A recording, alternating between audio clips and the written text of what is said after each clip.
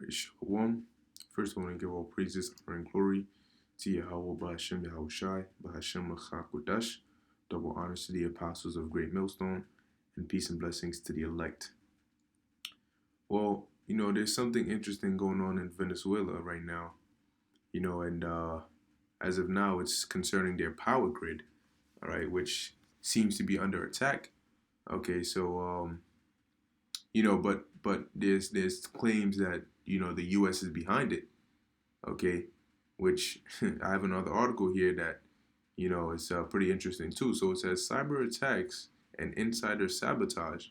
Venezuela's power grid still under attack. All right, now I'm gonna read a little bit of this article real quick. It says electrical systems in Venezuela have been targeted by another cyber attack. President Nicolas Maduro has said Caracas has accused the U.S. of sabotage, while U.S. officials blame local corruption and mismanagement for the blackout.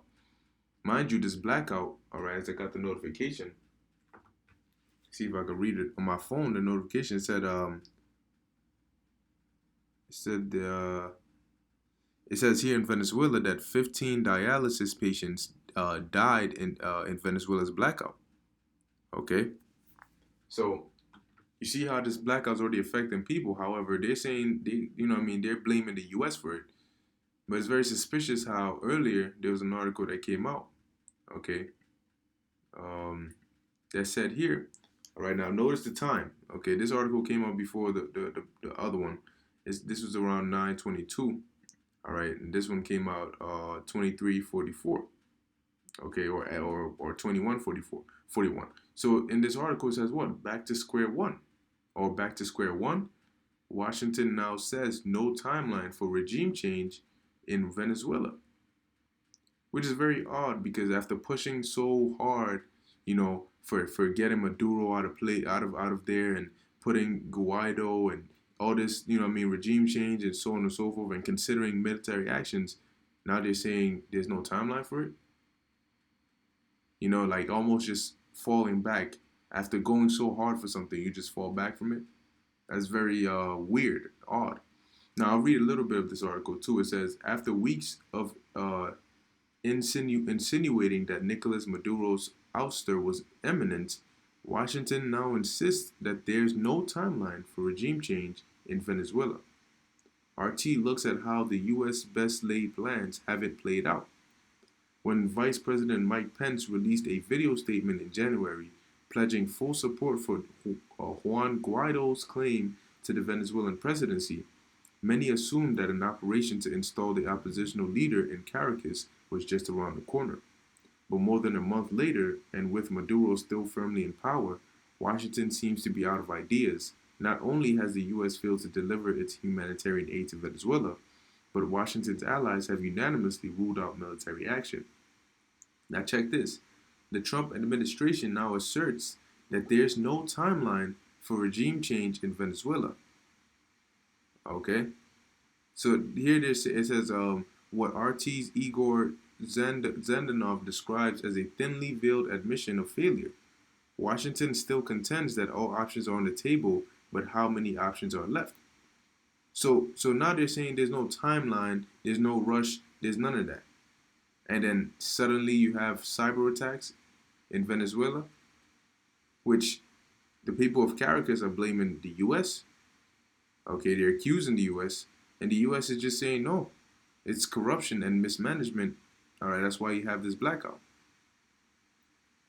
So first they push heavily, okay, for this regime change, and then they just say, oh, you know what, there's no timeline for it. And then now you have cyber attacks. So it says, after a failure of the Guri hydroelectric power plant left much of the country without power on Thursday night, Venezuelan authorities managed to restore power to many parts of the country.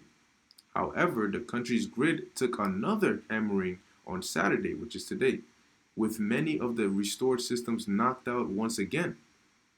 The country's embattled president said, according to Maduro, the systems have been nearly 70% restored, or had been nearly 70% restored, when we received another attack of a cyber cybernetic nature at midday that disturbed the reconnection process and knocked out everything that had been achieved until noon. It says here, we discovered that they were carrying out high-tech attacks against the power systems. Additionally, one of the sources of generation that was working perfectly was also sabotaged, he added, accusing domestic infiltrators of attacking the electric company from the inside. Authorities are now trying to restore the systems manually while struggling to diagnose why the computerized systems failed on such a massive scale. All right. Now, like I said before, this led to the death of people because this affects hospitals. You have people that are literally living on the machines that they're put on. So what happens when there's a power outage? The machine shut down, and after a certain point, these people what they die because they're not getting the automatic assistance or the artificial assistance from the machines anymore. Okay. Here it says what Venezuela's minister says major power outage likely caused by cyber attack, points finger at U.S. And you know what I mean when that, hey man, the U.S. because the scriptures the U.S. Also saying how their grid, all right, and infrastructures is bad. Okay, so it wouldn't be surprising if the U.S. was to have a grid shutdown. You know, it says earlier unconfirmed reports suggested that 95% of the crisis-stricken country was again without power after Sidor substation in Bolivar State had allegedly exploded, spewing clouds of black smoke into the sky. The substation had reportedly been sustaining the country's power supply since the Guri plant, which produces 80% of the country's power, failed. It says one of Venezuela's main substations that was keeping electricity flowing is now on fire. Venezuela has lost power on a large scale than originally on Thursday. All hydroelectric plants in the south are basically useless now. Okay, it says oh, see, Venezuelan government blames power outage on United States. The Venezuelan government blamed Thursday's power outage on U.S. sabotage. President Nicolas Maduro accused Washington of waging an electricity war on the socialist state, while Communication and Information Minister George Rodriguez blamed the outage on a U.S. orchestrated cyber attack. So, could Venezuela retaliate? Yes. You know, will they? I don't know. All right. But hey, we know that very soon there's going to be something that's going to happen here in the U.S. All right, that's going to lead to them shutting down everything. A major false flag is coming. All right, so it's no surprise that Trump declared that national emergency. And yet, what the scriptures say: when they shall say peace and safety, then sudden destruction cometh upon them. And right now, we're in a state of emergency, but there's no sense of urgency. You know, everybody's living regularly, you know, as though nothing happened. And things have been very quiet. Okay.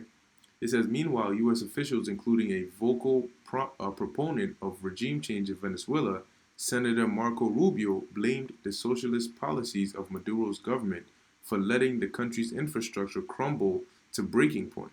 The Florida Republican claimed that the country's union of electricity workers had predicted the blackout, accused Maduro of pocketing money that could have been used for repairs, and joked that he must have pressed the wrong thing on the electronic attack app I downloaded from Apple. Ha ha ha. It says, meanwhile, in the darkened streets of Caracas, a power struggle is still playing out between President Maduro and U.S.-backed oppositional leader Juan Guaido, who declared himself interim president in January. Washington immediately threw its full weight behind Guaido, as did a host of Latin American and EU states. Although the Trump administration admitted this week that it has no particular timeline for its desired regime change, the official line from Washington remains all options are on the table. Okay, so hey, we're gonna see, all right, how this plays out all right, how it continues, man. But there's a lot going on, man, especially dealing with this whole Venezuela situation. All right, so we're gonna keep our eyes and our ears peeled. All right, and see what's coming next. Okay, but Lord willing, this is edifying unto the elect. I want to give all praises to Yahweh Ba'Shem Yahweh Shai and Shalom.